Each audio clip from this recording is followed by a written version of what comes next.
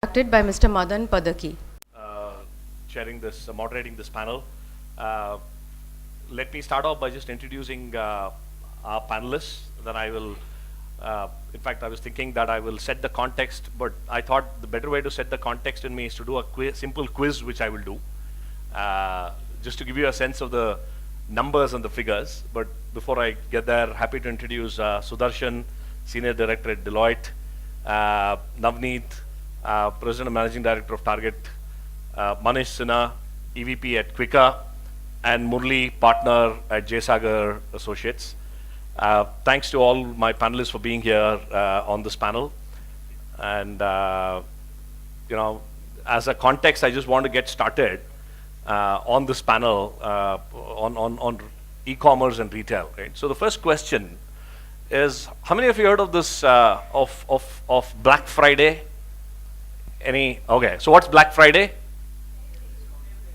The sale day on the 24th, 25th, 26th November. Guesses the Thanksgiving weekend, right?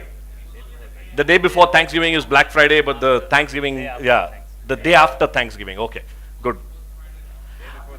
Yeah, so any guesses last year, how many people weekend in-store shopping on the Black Friday weekend, on the Thanksgiving weekend, how many Americans went and shopped and what value? Wild guess. Population is what, 250 million? Yeah, 275, 300 million. Guesses, quick. One weekend, how many people shopped and what is the value?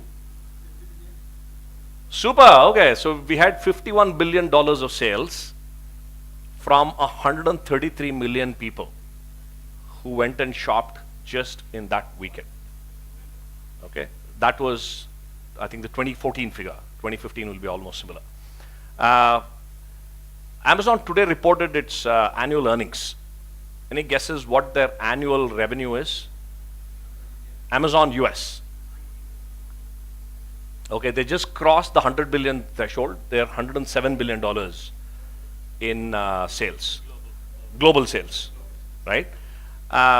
Third, which is an interesting statistic, given that Amazon, of course, is such a huge company, what percentage of online retail do you think is the percentage of the total retail in the US? There's a total retail, there's an online retail or e-commerce. What percentage of sales happens in an e-commerce mode? Okay, so we can be a bit more optimistic. It's about 7 to 8%. So you can imagine the headroom for growth, saying that if we are all being taken in by this e-commerce phenomena, e-commerce in the US is just 8% of the total retail sales, which you can make out, right? I mean, if just over one weekend, 2-3 days, $51 billion is spent, and annual global revenues of Amazon is 107 billion. You can imagine the kind of market that's out there, right? So that's one part of the story that we're going to discuss today from a US market standpoint. Second part of the story is on our own Indian side, right? What do you think is the total estimated losses of the top 3 e-commerce retailers in the country? In India? Yeah, so about 5,500 crores. Okay, actually somebody made a very interesting observation that retail in between India and the US is the true democratic leveler, because some pensioner in Los Angeles is paying for the auto driver in Bangalore or Chennai or whatever. The money is flowing through, from an LP into a fund, into the company, into discounts to all of us, through Mauritius. Yeah. At the massive party, there's a $50 billion party going on. Structured by Sudarshan, advised by Murli. So we'll Government wants to take a share of it. and then now the government wants to take a share of it, right? So the other interesting fact that Amazon reported in its last quarter call is that between October to December, Amazon did as much of sales they did in India on all of 2014. So just in one quarter of 2015, they surpassed the annual, so you can see the amount of growth that's happening, right? In fact, in my other avatar, I run a rural last mile distribution entity, and we've been amazed at the growth coming out from cities like Bidar, Hassan, Shimoga, Raichur. We've started with 10 packets a day, and now we are averaging in every city about 500, 600 packages a day. And people are ordering all sorts of stuff. somebody ordered 2 dishwashers in Bidar a couple of months ago during Diwali, and we were pleasantly surprised. You know, the first order came and all of us were saying, hey, somebody's ordered dishwasher in Bidar. And the second order came a few days later. Apparently he was buying one for his wife first and his mother kicked up a ruckus. So he bought another one for his mother, right? So we're seeing a massive growth on the retail, driven by aspirations of people, of technology in the hands. I'm sure all of you know the JAM statistics, the number of accounts that have been opened in Jandan. The Aadhaar penetration is at 98%, right? And mobile penetration, I think very soon, or I think we already have more mobile phones than people in this country. And that says a lot of phones, right? So there is the India side of the story. There's a third interesting angle that I want to bring in onto this aspect as well, that outside of agriculture, which is the single largest livelihood creator in the country today? Guesses? Outside of agriculture, which sector employs or provides livelihoods to the maximum number of people? No, that's employment. That's 1.4 million people, right? It's handicrafts. Handicrafts and art provides livelihoods to 7 million people in the country. India exported $4.5 billion worth of handicrafts last year, and 26% was to the US. But if you look at 5 billion and 26% going to the US, which is less than $1 billion, and if you compare 51 billion just bought over a weekend, you can imagine the amount of potential for growing that 1 billion out to stratospheric levels that exist, which can create wealth, jobs, and provide, you know, can build grants. And it's happening. Craftsvilla recently raised $34 million to build a Indian handicrafts brand out there in the US. So we're seeing convergence of all of this, right? So you're seeing massive technology innovations happening. You're seeing the rise of the Indian consumer with aspirations, with technology in the hands. You're seeing obviously the unsatiable demand of the US consumer, which continues to grow. And you're seeing a way to connect livelihoods to this larger opportunity, and therefore in the larger umbrella, under the larger umbrella, contribute to building this $500 billion vision that we have. So I just wanted to set that as a context for the backdrop of the conversations that we'll have. It's very interesting to see that, you know, Navneet has been in the space for 10 years with Target, driving, leading a team of around 3,000 odd people in India looking at technology innovations in the retail space. They also run an incubator which incubates retail tech startups. Sudarshan has been seeing this space from an investment standpoint, from a transaction advisory standpoint, very closely for several years now, and he will bring in that perspective. Manish has come in through a variety of the BPO world and joined Quicker to lead the Quicker Homes world, and he's seeing a perspective from a consumer to consumer perspective, as well as the aspiration of the Indian consumer itself. And of course, Murli is through his law firm advised a variety of deals in the space and seen at the policy level as well. So you'll see our panelists contributing their thoughts around all of these aspects, and we look forward to the next very, very interesting next 45 odd minutes. So let's start it off by maybe by each of you sharing your opening thoughts and comments, and then we could do a round of questions at the panel and open it up to the audience. Yeah. Yeah. Show me the money.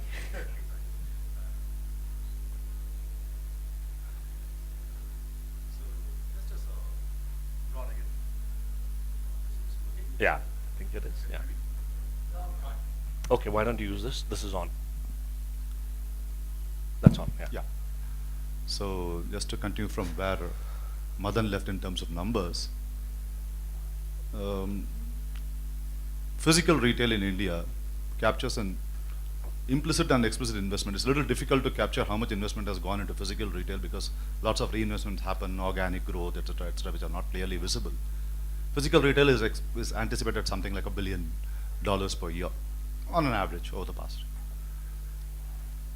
E-commerce has consumed about roughly a little more than 10 billion in the last 3 years. Okay. So you can see the amount of investment that's happening in this space. I'm just talking about India now. The amount of investment that's happening in this space is an incredible number. We will continue with of course, he did also talk about $1 billion goes down, and that's in terms of losses made. So some of the investment is towards adjusting for such deficits. But notwithstanding that, we have seen this spate of investments that happen both in physical retail and in e-commerce continue for the last maybe 5 years and are foreseeable in the future. You look at the numbers in terms of what it has translated to of the total size of these two industries. If I'm right, the retail industry is about 600 billion. And e-commerce constitutes what, 1.5%. I'm excluding the services piece of it. I'm talking only about the merchandise and goods. We're talking about 1.5–2% of that is actually e-commerce. The growth of e-commerce from nowhere to 1.5–2% of 5 billion is a 10. You're talking about again a very large number, from nowhere to this number in the last 3 years. So while it apparently looks like this investment has gone into meeting deficits, what is actually relevant it has surged the size of the market itself. Look at the investment to conversion of the investment into a turnover ratio. It's actually a very, very significant number compared with keeping in mind the fact that the value add in retail is actually quite minimal. So we will see this conversion of investment funds into an industry growth on an escalated basis in the future, because the platform now has been laid and there is a clear trajectory of growth. So you'll continue to see Mauritius being active, and hopefully we also being quite active. Thank you. Nandini? Thanks, Sudarshan, and thanks, Madan. Now, I'll provide a little bit of perspective on how retail is unfolding in the US. I think we have experts here about the India retail market, and maybe touch a little bit about how we are leveraging the India economy and the India landscape for US retail. But Target is a $73 billion business. It's the second largest discount retailer in the US after Walmart. We today don't have the luxury of distinguishing e-commerce versus brick and mortar retail in the business that we are in, because a consumer in the US doesn't think of retail that way, right? They don't wake up and think that today is my store shopping day and tomorrow I'm gonna shop on my mobile phone, and Wednesday is my desktop shopping day. So they want to shop whenever they want, wherever they want. So retail's been disrupted like many industries around the world, and I believe every industry will get disrupted by technology, but retail is clearly at the leading edge of that getting disrupted over the last decade, and that the rate of change has been very, very high, and it's not stopping anytime soon. So the future of retail is not clear to anyone. I think we all have guesses about how it will look like 10 years from now, 15 years from now, but nobody knows how it's going to exactly look like. Will stores exist the way they do? How much shopping will still happen within a physical confines of a store? None of that's clear. But for now, stores aren't going away anywhere, right? A big part, a very large part of sales in the US, as you heard numbers already, still comes from stores. And yet, e-commerce is not a good to have. It's not even something that you can figure out whether I need to keep it as an option or not. You absolutely need it, because the consumer doesn't think of shopping across channels, right? So they think of it as one integrated shopping experience. And about 30 to 40% of sales in stores is actually directed through e-commerce or through digital channels. So it's that important, even though the sales percentages through those channels is actually much smaller. And what this means is that the rate of change that I spoke about and how it's not stopping anytime soon means that companies like ours and every other company I think out there need to keep figuring out how to stay relevant for the future, develop a DNA of test and learn, of failing fast and trying out new things. And that's not an easy change for very large successful companies like us. So we're a 100-year-old company. We started off as Dayton Hudson, 50 years as Target. we actually make profits, unlike many of the e-tailers, and we make it quarter over quarter, and we grow quarter over quarter. So handful of companies that have done that for 50 years. And it's not easy to continue that growth path, right? So we have to figure out how to stay relevant for the consumer, and that's not easy. And that means we got to keep trying new things, and that, as I said, requires a different DNA. And I think that's where India comes in a big way to add to Target's growth strategy. And again, anything I say for Target applies to many other companies as well. So clearly, there are many drivers of value from India. I'll talk about 3 that we leverage. One, we have an amazing talent pool to tap in the marketplace that we are in. So this is technology talent, data talent, process, operations talent, and we, as Madan mentioned, we have about 3,000 folks who operate as a second headquarters for Target from here and drive retail growth for Target. So we think of ourselves as retailers. We don't think of ourselves as BPO, IT, KPO. Right. And that's huge, right? We're building this huge talent pool that I think is also very relevant for the India market, which, as you just heard from Sudarshan, is $500 billion and growing to be $1 trillion industry in the next 5 to 10 years. So it's not, again, India retail market size isn't capped at 500 billion. It's growing very fast. And organized retail is still very small, even though it's growing very fast. So Indian retail is going to be very important. And again, finding the talent that truly understands merchandising and marketing, digital, all of that is going to be critical. And we've been at it for 10 years, so that's been great. We also tap this amazing startup ecosystem that exists in India. And I think that's something that is not talked about enough, but clearly Bangalore is the hub for that, startup pool. We are the Silicon Valley of the East, so you can now reterm it in many other ways. And we've been fortunate to be at the leading edge of that partnership over the last 2 years. We've incubated companies, we've gained from them in more ways than one. Most importantly, in terms of the cultural change that we are going through, in terms of figuring out how to innovate, how to operate with small teams. So that's been an amazing journey for us. And then we source from India. We source a lot of merchandise from India, right? India is a huge market for merchandise that we sell in the US. And I think that's a huge opportunity, again, as we think about the broad theme of this conference, which is increasing US-India bilateral trade. And I think we can do a lot more from India. So those are a few things I'll touch upon. I mean, the future of retail, as I mentioned briefly, is going to be very dynamic, and I think India may teach the world a thing or two about that. As we may leapfrog the whole big box retail model that has existed in the US for the last 30-40 years, much like we leapfrog the landline revolution, right, and move to mobile phones. So I'm very keenly interested in this evolution, and I'm guessing many of you here are as well. So it's going to be a fascinating journey ahead.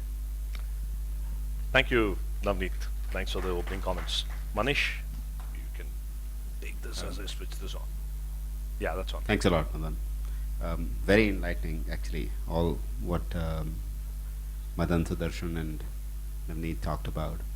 I am not an insider from the retail world, right? I actually think of Quicker and companies like ours as left field attackers or complementers, if any. But I think there are two themes in our conversation today. One is how India and US are doing things together, or at least being influenced by each other, and the other one is disruption. So I actually think they're very cleanly tied up. I remember my first interaction with retail was when we did the CII study with when I used to be at McKinsey in 1997 or so, where we said, oh, well, in India the Kirana stores will go away and this big bang retail will come.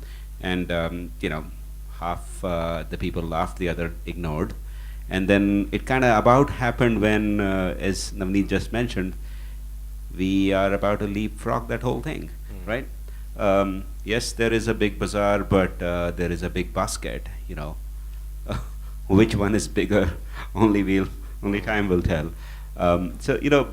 From our perspective, the India-US thing is very interesting because we are learning a lot of these models from what has been perfected in the US. There is the big box retailer model, which certainly got perfected there.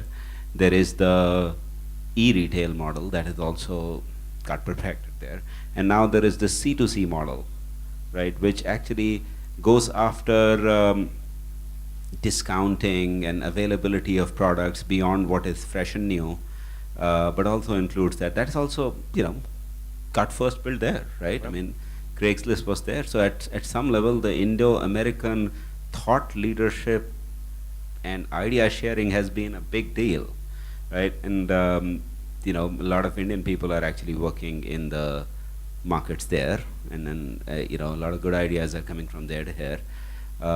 Where will this go, right? I mean, so what we see right now, I'm actually at Quicker, and we are well known for people trying to sell product to each other. But there's a lot of small businessmen, right? Actually, they constitute about 40–45% of people trying to sell on our platform that are actually selling.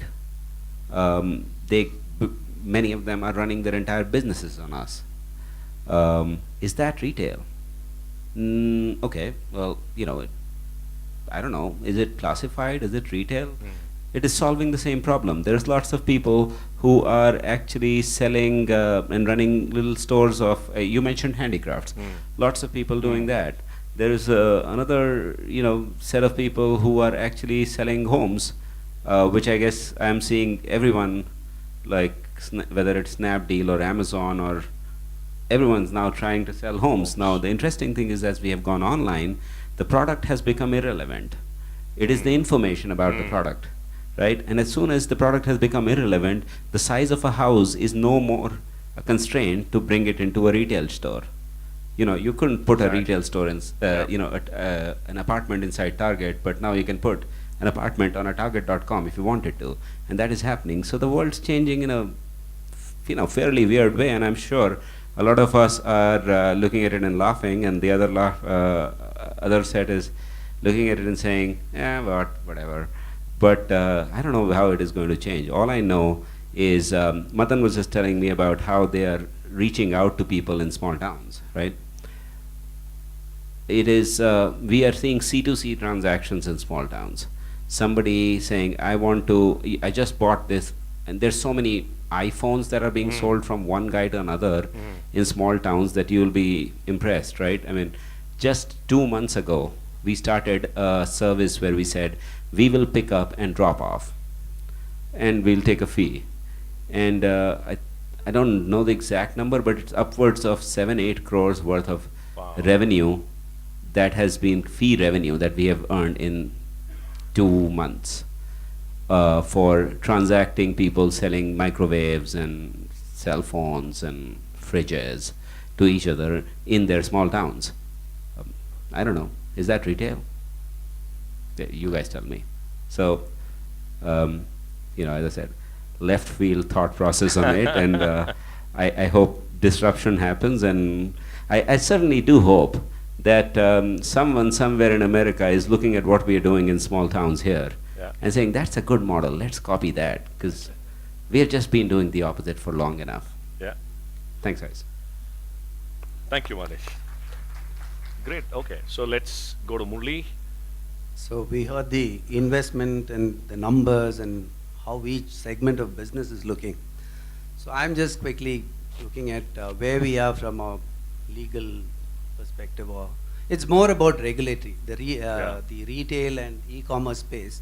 If you talk about an M&A or any transaction, the law is basically the same as far as we are concerned. But as far as this segment is concerned, it's all about this flip-flop policy we've been saying. So it also, one is very clear, B2C sale is okay. It has been, I'm talking about FDI in retail. So they say B2B is fine. No approval, a business can import and sell to another business. That's been one consistent policy. Then this B2C, in that multi-brand, single brand has been this debate all over. Of course, e-commerce is a subsect of retailing, but basically we are talking about what has been the policy for retail sale. Now they say single brand retailing is okay with an approval model. You go to the FIPB, take an approval. You can say an Nike can establish a single brand store, sell all their products. But then riders saying 30% procurement has to be made locally. You have to at least get outsourced or get contract manufactured. I mean, the life of me, I don't know why these policies are put. Either open it up fully. Who are you scared of? By allowing a single brand retailing, who is going to get affected? The answer is not clear. Multi-brand retailing, again, the who said, Manish said, Kirana store, they'll all be wiped out. Well, we had the Moors and this and that coming. Did the Kirana store go away? No, nothing happened. They're all still there. Even now, if I need to quickly go pick up a razor, I'll go to the nearest Kirana store, not walk up to a large store. No, nothing is going to happen. Every Again, department has to have its own Kirana store. absolutely. Yeah. It's going to grow now. I mean, in India, that's not going to Yeah. change. Partnership for Yeah, exactly. last mile. And this dilution of the policy, saying, all right, multi-brand retailing is okay. Number one, as a center, it's a policy. I leave it to each state to adopt a policy. I don't want to. If a state likes it, you do it. And what is the condition?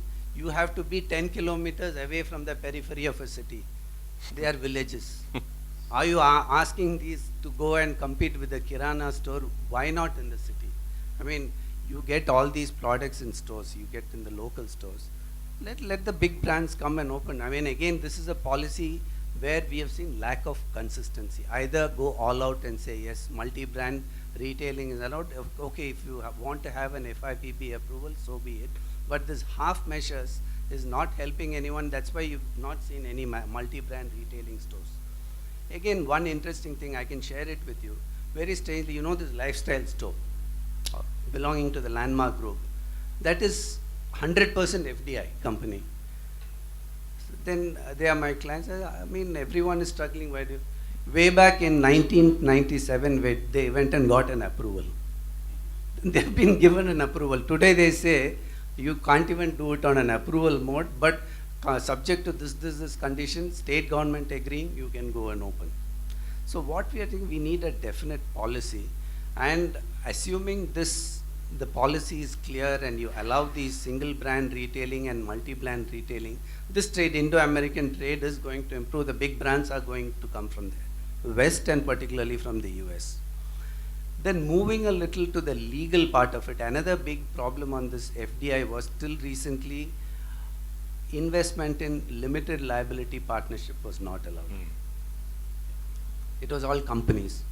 And we had this beautiful simplification of the Companies Act. It was the 2013 Act came and it complicated everything. And being a private limited company became no longer viable. Forget, I mean, whatever privileges were there, they were simply taken away. Related party, this, that. A private limited company had to behave like a public listed company. There was no fun. Even a single 100% owned subsidiary had to comply with so much of law. It wasn't any more attractive. Then for FDI, if you looked at it, they say LLP, no, there is no, FDI is not allowed in limited liability partnership, which is not subject to all these legal rigors. Now that has, luckily enough, that has been liberalized a bit. So LLP model is now available for FDI. And of course, investors, foreign investors can look at an LLP model. And that to that extent, there has been some clarity in thinking. Of course, the same rules vis-a-vis the single brand retailing, multi-brand, whatever. The policy is the same, whether you go to a private company or an LLP. This is from a pure legal perspective. This is one good break or a departure, I would say. And other than talking about experiences, a lot of numbers came about, 10% is that, this. Personally, I do a lot of M&A transactions. Of late, a lot of these acquisitions, maybe every 2 out of 10 have been by these e-commerce retail companies. Of course, I've heard about these losses being incurred and paying obscene prices. My client was from the sell side and the acquirer was one of these big.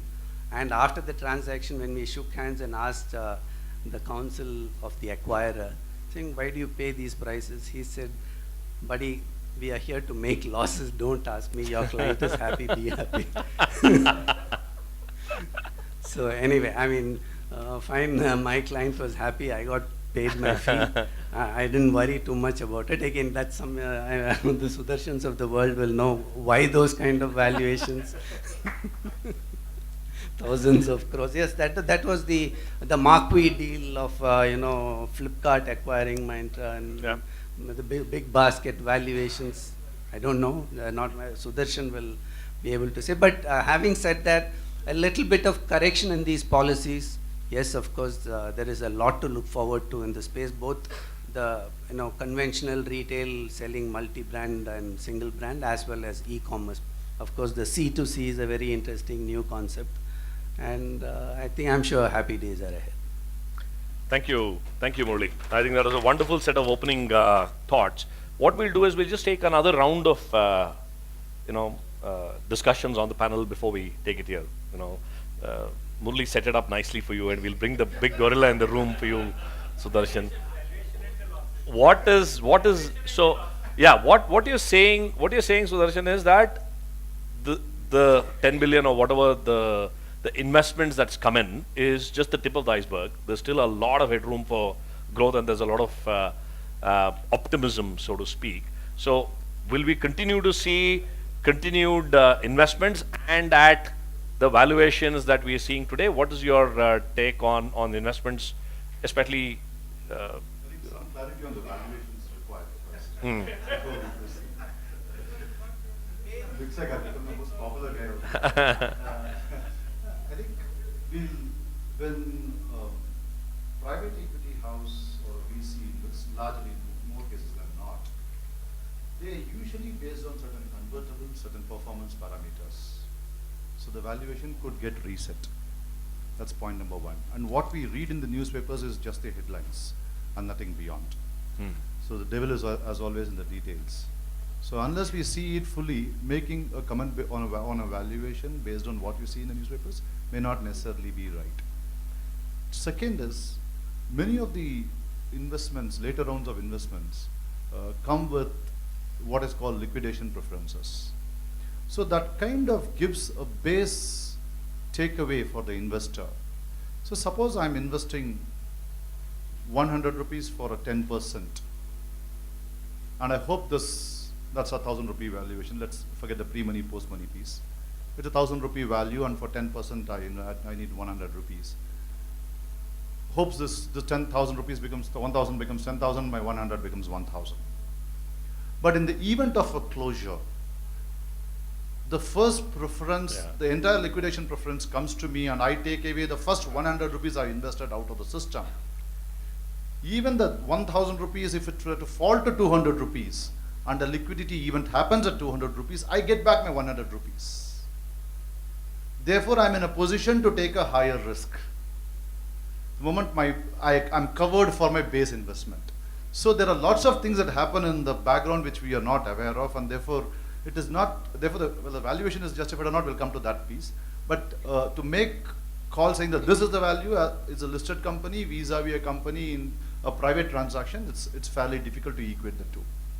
That's the first part. The second part is, why are valuations higher for this industry? I think the scalability factor is the primary driver, or at least perceived to be the primary driver. The fact that you don't need to do 50 years of target. How many stores now do you have in the US? 1,800 stores over 50 years. You don't have to go do that. You just sit there and you find that there you have a Black Friday, you have this Amazon sale, and then you find a similar number of people coming to your portal. So you find the scalability, the reaching out to the masses is far easier in the electronic medium, of course subject to the distribution, the distribution network and the challenges of distribution in India. But otherwise, outreach to the masses is much easier. Number two, the other belief is it my mobile which is disturbing this? Let's see whether. Yeah. The other belief is the incremental sales, a substantial part of the incremental sales falls straight through to profit lines. That is the belief that you do not now have to incur any further cost. Whether it's a right assumption, whether that how much is really valid, etc., we'll have to see. But having acquired a set of customers, I now do not need to spend additionally. Third is the fact that there is a whole lot of data available. When you visit, you would be, there is quicker. So you would be shocked to know how much of information gets gathered as you browse through trying to buy a pair of shoes. So there's so much of data available about the purchase tendency, who you are, what you are, in what angle were you sitting when you browse, everything is known. So once this is known, a targeted advertising, the effective cost of advertising is much lesser than through the mass media. So the larger belief is that incremental sales thereafter is likely to flow directly into bottom line, at least a substantial part of it. And therefore the future profits justify. At the end of the day, valuation is, in classical definition, is the present value, the discounted present value of the future cash flows. So if the future cash flows are seen or perceived to be healthy, the valuation reflects that. So have I done my So job? absolutely. So Sudarshan is saying, listen, we'll be in business for a long, long, long time to come. Right? So let's do this. I was just doing a time check. In the interest of time, I think some of our panelists are catching flights back. We have another 10 to 12 minutes. If I may do a quick change in the format, let's do 3 questions that we can take from the audience. We'll take it all together, and then maybe each of you can respond and give your the next level of comments on those questions. No question on valuations, right? You can take it all offline with Sudarshan, and he'll discuss the rates with you. He has the last word. So let's take 3 questions. Let's keep it as questions rather than comments. We'll take those questions together. Any questions from the audience? Good. I think we've convinced them. They're all now working on their business plan. Exactly. Exactly. Okay. So in the US, you obviously have a huge retail market of people buying fancy iPhones and then selling it off after a year. And the whole, it's much cheaper for a US guy to do the same. Do you think Quicker in the future could enable something which allows Indians to directly buy from US, from people based in the US, used goods from US? Okay. So Manish, what we'll do is we'll take the 3 questions together. Okay. So thank you. We'll address that. Yeah, go ahead. Maybe if you're loud enough, we can hear you. Lovely. When do you think? Is that question to? When do we think you can make profits in India? You're saying in the e-com world. E-commerce world. Okay.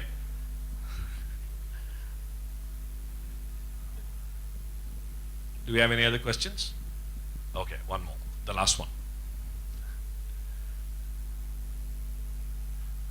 Since this conclave is more about US-India bilateral trade, how do you see e-commerce contributing to that? Right. Okay. Great. So we have the 3. So what we'll do is we'll go around, and I just want to add just a quick perspective from whatever you shared, and I want you to elaborate for a couple of minutes. One, you talked about, Manish talked about leapfrogging, and you said there's a lot that we can learn, the reverse innovation part, right? So you're talking of, if you peer into the future, you see drones, IoT. So from a tech angle, how do you see tech changing? Maybe for Manish, I'll come down to saying, where do you see a model like Quicker? Let's say, I know 5 years itself is too long, but if you were to just say, a 3 to 5 year horizon, where do you see the model evolving, and where do you see retail evolving itself? And Murli, if you were made the FM of the country for a day, what policy decision will you pass and why? On to bring in more investments from the US into India. So maybe we can. There's a very big if there. Okay, let me talk a little bit about leapfrogging and what can India learn, US learn from India. But I'll touch upon a couple of things, and maybe this answers some of the questions around Right. when do we make profits and things yeah. like that. I think one of the biggest things that will differentiate retailers, the good ones from the average or the great ones from the good ones, is fulfillment or delivery. And the consumer today is not just looking for cheap prices, but it's looking for instant gratification. So you want to pick up the product or get the product in your hands as soon as you order, possibly right away, if not right away within the same day. And that's not easy. It's not easy in the US, it's not easy here.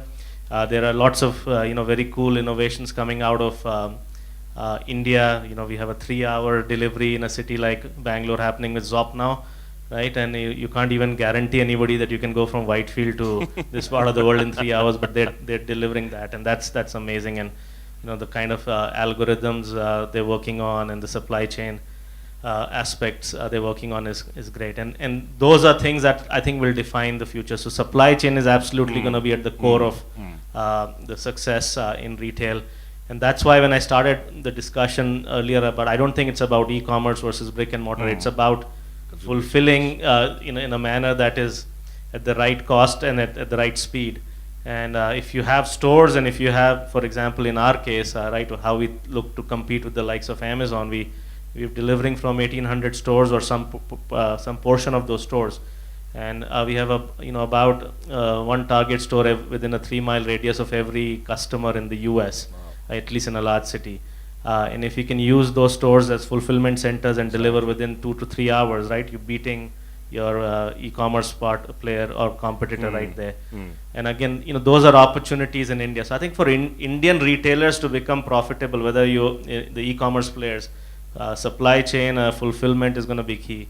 India has a long ways to go as far as supply chain and fulfillment is concerned, especially as we think of getting into food and groceries in the future. Cold storage supply chain is just not mature enough. So if you can think about technology and math investment, right? So you need complex algorithms to solve these problems. You need complex technology or simplified technology. It depends on how you look at it, to solve these problems. And if you can solve these problems and really focus on the fundamentals, I think we can truly become profitable, and the valuations will start to make a whole lot more sense. Super. Thank you. Manish? Okay, I guess there's One a the series question of on- questions, yeah. so I'll first address the one that the Yeah. gentleman there raised. So I guess just to remind ourselves of the question, can we allow C2C cross-border Yeah. transactions, right? As far as I understand, there is fairly simple rules that exist about it, right? Certain set of products that are moving around, people do C2C transaction where they come in, buy the aircraft. We haven't really done that yet because, at Quicker we are first trying to do C2C transactions inside a city, C2C transactions between 2 cities in India. And then I do think there is a lot of people who want to sell off their products in the US that people like to buy in India. There is actually some smaller sites that are doing it. We are observing them very closely. And you can actually buy products from other countries. Let's say you wanted to buy a pair of glasses, you can go to Shade Station in the UK and buy it, and it's fairly standard, Manish, even the big retailers are doing it. So Target, Macy's, they're all shipping internationally. The issue isn't the technology; it's the duties and the Yeah. shipping. You have to, so I'm saying it's standardized Yeah. right now. Yeah. It's not something that you are doing it not in a C2C manner. Yeah. In a C2C manner, one could easily follow. I'm seeing some smaller portals doing it in a C2C manner. We are very closely following it, and it is certainly something that we will do at the time we think it is right. It's not out of the realm of possibility. First, we are trying to make sure that we make it work within the country in different places. Okay, so that's part one of the question. There is a question about, I guess, how can e-commerce type of situations make money? I think there is a very fundamental thing that is driving all the valuations and the belief that there is money to be made here, right? And it might be overstated by some people, but the fundamental thought process is that if you are not invested in as much physical assets, whether it's inventory or stores or a large number of people who are actually showing you the product, you are fundamentally reducing the cost of the transaction. That is the core theory behind e-commerce. E means less number of people, less real estate cost, and all of those things, right? And therefore, point A to point B can be done with lesser cost, right? And you know, a lot of money that is going right now is going in the advertising. So there are many situations where you take away the advertising and you'll find that on a contribution basis, people are actually making money. They are advertising because they are saying, look, we are only 8% of the US market. I want to advertise and make it like 50%, and then we'll make tons of money. And it has happened in the past, right? I mean, the search engines were actually trying to capture the media spend of people. And they have actually done that, right? Google's is immensely profitable. At Quicker Homes, I'm actually helping in builders and you know, small brokers advertise their wares, and you know, they are not willing to spend as much on us as they spend on newspapers, right? They're all for the last. This would be interesting stats. I think about 2007, America had real estate initiation rates, meaning people would look at the internet to choose what they want to buy, at about 13–14%, and by 2012 it had reached 95% in the US. In 2012 in India, the initiation rate for real estate purchases was 7%. At 2015, that number is 38%. So, you know, we are not closing transactions, but 38% of people in 2014 are starting their research on the internet, right? You know, all the builders and brokers who were earlier just buying advertising on newspaper were paying rates because the other guy was paying the rate. Now, Times of India and Hindustan Times have to struggle to get the same rate, right? Because they are able to calculate that, okay, a cost per lead from Times of India is actually 15,000 rupees. And, you know, people like their Magic Bricks, they have their own out there, which is a good company. Quicker and Common Floor and companies like that are selling leads at 600 rupees, right? So, wow, so it's like 12,600. They are looking at it and finding it weird, but slowly they are moving. And so, yeah, if you look at it, I mean, of course, 600 rupees to sell a lead versus 12,000 rupees to sell a lead. One will make money and the other will not, right? But I don't think it finally will be 12,000, and I don't think it will finally be the old media world. So there is a fundamental lower cost environment. One last thing I'd like to say, because I think we talked about what would you see companies like Quicker do in the next 3 to 4 years. I can certainly speak about ourselves, and I hope makes sense to you guys. Is we are looking at ourselves as the, I guess this word is becoming popular these days, the democratization of people-to-people scale benefits. So what do retailers do? They basically take stuff from one place to another and put scale stuff in the middle, right? In the C2C world, we create an environment where smaller shops can actually gain scale by reaching a large number of people, right? It won't always compete with everything, so I don't think I see a world where the physical retail world goes away. I don't think that. But I certainly think that a lot of smaller retail folks and individuals will see the ability to reach scale without investing in scale in the same way. And I certainly think that India is an interesting place. There was a Euromonitor study that I saw that was very telling. In the US, the number of small business, people engaged in small businesses, is forms about 7% of the population. In India, that number is 60%, right? We are talking about a country that is extremely, extremely small business and family business driven. And that basically gives the last thought I have on this, which is what can US-India relationship learn from it? I think India can actually lead the way in telling the world how to do good small business management. Wonderful. Right? I hope that answers questions that I was asked. Thanks. Thank you. Thank you. We go to our FM for the day. Okay. As a lawyer, I'll caveat two things. I'm assuming it is still the right of center government at the center. And my Prime Minister has given fillip to Make in India by then. Yeah. By then, I become the Finance Minister. So, with these caveats, policy, since we spoke about the FDI policy, I would say barring defense, which is national security, there should not be control in any kind of FDI thing. It should be free. When we talk about free market economy or in bilateral trade, it's become a global village. I don't believe that opening up economy, FDI in other sectors will affect us in any way. It will only generate employment, and well, hope please vote for me. I'll ensure that this is done one day. Yeah. You have all of our votes here. Murali, something on the tax, the personal income tax. Personal income tax. That's not a policy. If I'm there at the budget presentation, I'll do that also. He's given me one day. Great. So thank you so much for a very lively, enlightening discussion. Thanks to all of you for being a wonderful audience that I handed back to our host for the evening. Thank you, Mr. Padaki. Thank you, panelists. May I request Mr. Rabindra Srikantan to come up on stage, please.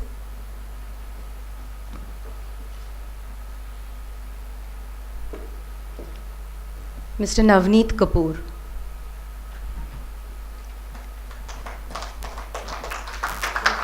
Mr. Manish Sinha.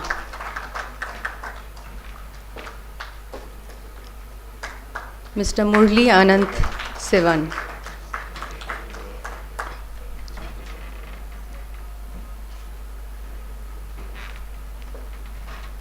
And Mr. P.N. Sudarshan.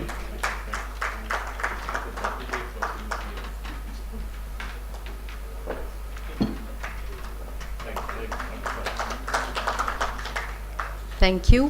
One photo op, please. Sir, for the photo, please.